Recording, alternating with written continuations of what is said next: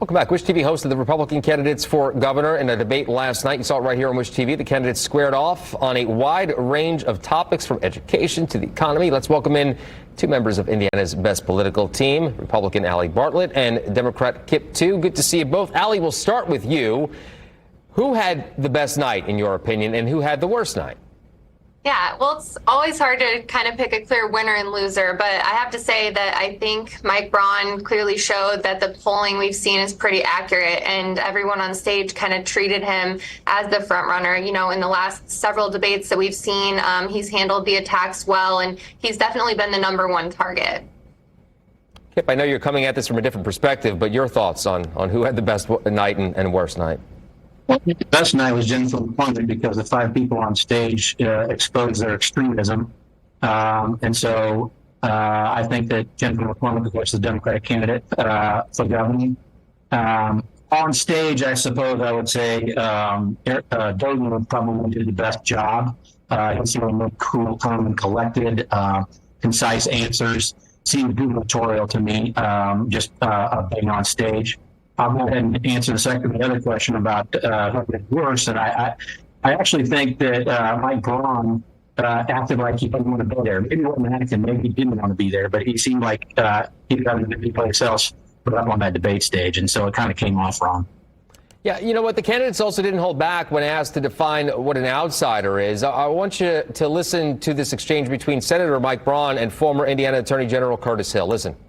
So first of all, Curtis has never signed the front side of a paycheck. He may have run a lemonade stand years ago, but he's been in government. He can tell me what he's done. I did not run a lemonade stand. Mike has been a legislator. Mike has been a legislator in the State House. He's been a legislator in the United States Senate. That is different than governmental executive leadership. You got a little feisty, guys. Are any of these candidates outsiders, in your opinion, Kip? No, I mean, I think the closest it comes to is Curtis Hill because I'm sort of got kicked out of being an insider for bad behavior. But all of them have had important jobs in government, and all of them acting like they're outsiders, or any of them acting like outsiders, is just part of their disingenuous pitch to the voters. Allie, how important is it to come across as an outsider, or is it even important? Yeah, so I think there's a difference between outsider and then an outsider on the inside. So I agree with Kip that none of the people on this stage are necessarily outsiders to this process at all. You know, even if you've been appointed instead of elected, you're still a bureaucrat in some ways. And so I think, you know, there's a difference there. And I think that was probably some of the point that Mike Braun was trying to make with his comments, was that, you know, there's a difference between being a complete outsider and being an outsider on the inside. I'm not sure how important that label is, especially in a race where everyone has a background in government. Right. So I'm not putting a ton of emphasis on it.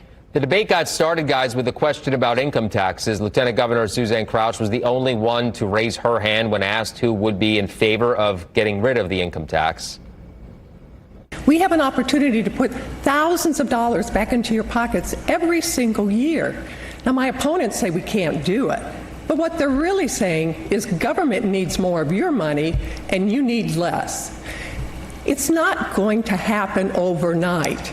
It has to be phased in.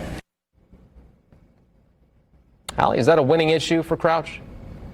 So I agree with Lieutenant Governor Crouch that this is something that would have to be phased in. I actually think Eric Doden made a very good point when he said, you know, almost half of our state budget comes down to income tax.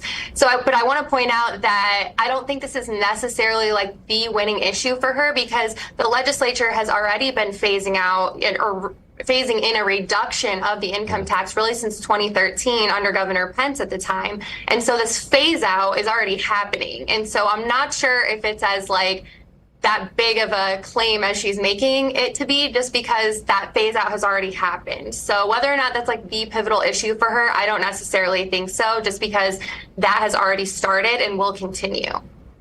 And Kip, you know, the other candidates pointed out, and rightly so, that even if you do get rid of the state income tax, the revenue has to be made up somewhere.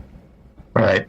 And I don't think it's a winning issue, and I think that it's a mistake to spend all your time talking about axing a tax that's not going to get axed.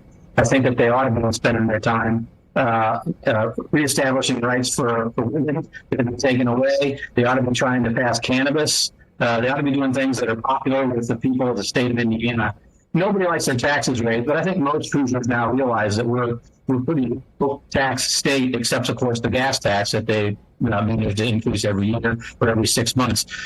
So I think what it really showed is that their extremism and how out of touch they are. Okay, we'll leave it right there. Kip, Allie, good to see you both. We'll talk soon. Thank you.